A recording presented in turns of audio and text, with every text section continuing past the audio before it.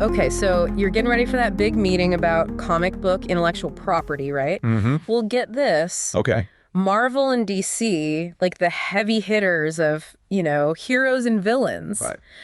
they just lost a legal battle over a word that you might not believe they even owned. Yeah. The words superhero. Yeah. I know, right? It's wild, isn't it? You'd think they would have that on lockdown.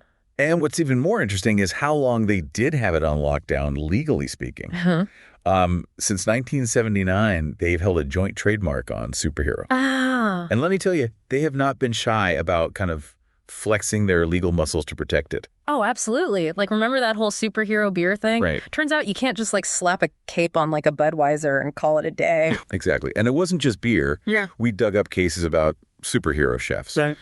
There was even a superhero specials thing at a supermarket chain in Australia. So Marvel and DC's legal team definitely earned their keep. But that's what makes this recent ruling so fascinating. I mean, superheroes everywhere these days.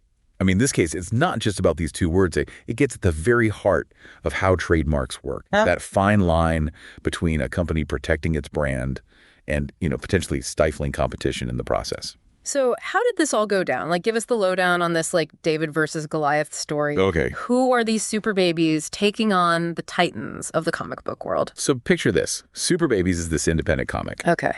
And the creator, R.J. Richhold, decides to use the term superhero, specifically the two-word version. Which, as we've established, was a big no-no in the eyes of Marvel and DC. Right. What happened next?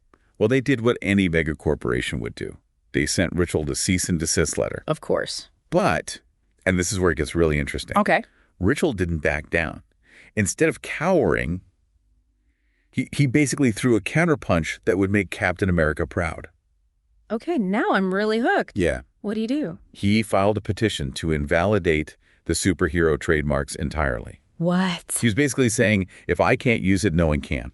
Wow. That's a bold move, to say the least. Did it work? Yeah, that's the kicker. It did.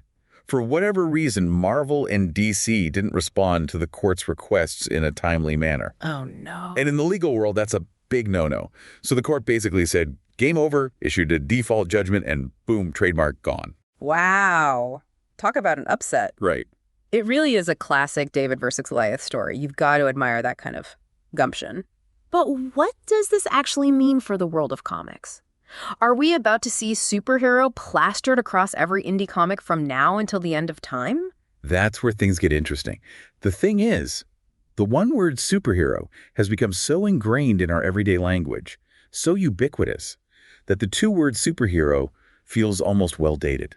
Like finding an old comic where they still write teenager with a space. You've got a point there. Right, like stepping back in time. So in a practical sense, it's not like we're going to see a sudden surge of creators switching to the two-word version. Yeah. It's much more of a symbolic win than a practical one. Okay, so more like a moral victory for the little guy against the big corporations. Exactly. Which, let's be honest, is a pretty super heroic story in itself. Totally. And, Super Baby's lawyer actually touched on that. He said, this ruling safeguards superhero as a symbol of heroism. Oh, wow. Accessible to all storytellers, not just the big names. Pretty powerful stuff. I love that. It reminds me of how language itself evolves. Think about the word aspirin. It used to be a brand name, you know, completely owned by one company. But over time, it just became the generic term for that type of medicine. Exactly. That's genericization in action. And it often happens when a term becomes so widely used and understood that it almost transcends its original ownership. So this whole thing with superhero could be a sign of that happening, even if it's in slow motion. Right. It makes you wonder if Marvel and DC were trying to hold onto that trademark too tightly, like trying to bottle lightning or something. I think that's a really astute observation. This case really highlights that inherent tension between a company wanting to protect its brand and those moments when a brand becomes so big, so ingrained in our culture that it almost feels like it belongs to everyone. Right. It's a fascinating dilemma, to say the least. Speaking of fascinating, while we were digging through all the legal documents for this deep dive, Yeah, tell me more. we stumbled across some seriously interesting details. For starters, you won't believe how Super Babies actually filed their legal documents. Okay, you've got to spill the beans. What did they do? They used actual panels from Marvel and DC Comics as evidence. What? Talk about using your opponent's strength against them. That's brilliant. What a power move. Right, and get this. Remember that iconic No More Mutants cover from Marvel? Yeah. Super Babies did a parody of it after they won the case. Instead of mutants, it said, "No more superheroes." Trademark. I mean, come on, that's genius. That's amazing. I'm starting to really like this Super Babies team. They've got guts and a sense of humor. Me too. This whole story just goes to show you never know what's going to happen in the world of comics. That's the truth. But beyond the entertainment factor, I think there's a larger point here that's relevant to everyone, not just comic book aficionados. Absolutely. What stands out to you the most about this story? Well, for me, it's a big reminder that language is a living, breathing thing. It's constantly evolving, being shaped by cultural forces, legal battles, and even something as simple as which version of a word just sounds better to our ears. It's true. It makes you wonder what other words or phrases do we use every day that have these hidden histories or power struggles behind them. Right. Have you ever noticed how some everyday words just seem off limits, like someone owns them? Oh, yeah. Like maybe you wouldn't name your new energy drink Supercharge because you just get the feeling it's already a thing, even if you're not sure why. Oh, absolutely. I think we've all had that experience. It really makes you think twice about the power of language and who has the right to control it. You know, it's funny you should say that, like, just the other day I was trying to come up with a name for this new, recipe I invented, and I kept hitting these invisible walls. Yeah. It felt like every cool word or phrase I could think of was already taken. Exactly. It's like navigating a minefield of trademarks and copyrights. Right.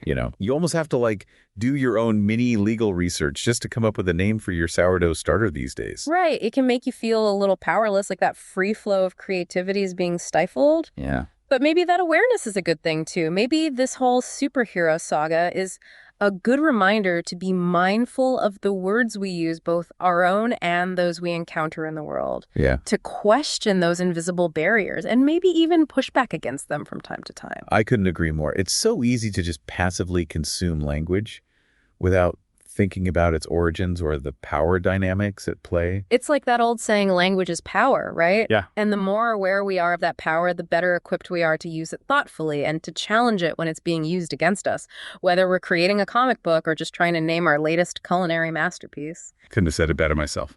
So to wrap things up, it seems like this case, this whole superhero saga, it's more than just a legal battle over a couple of words. It's a story about language power and that evolving relationship between corporations, creators, and the public. Absolutely. It's a story that's still being written, and who knows what the next chapter holds. Maybe we'll see a whole wave of new superheroes unburdened by trademarks and ready to fight for creative freedom. Now that's a story I'd love to read. Me too. And who knows, maybe one of our listeners will be the one to write it. You never know where a little inspiration might lead you. That's the magic of a good deep dive, right? It can spark all sorts of unexpected ideas and insights. Exactly. So until next time, keep exploring, keep questioning, and never underestimate the power of a good story or a good trademark dispute.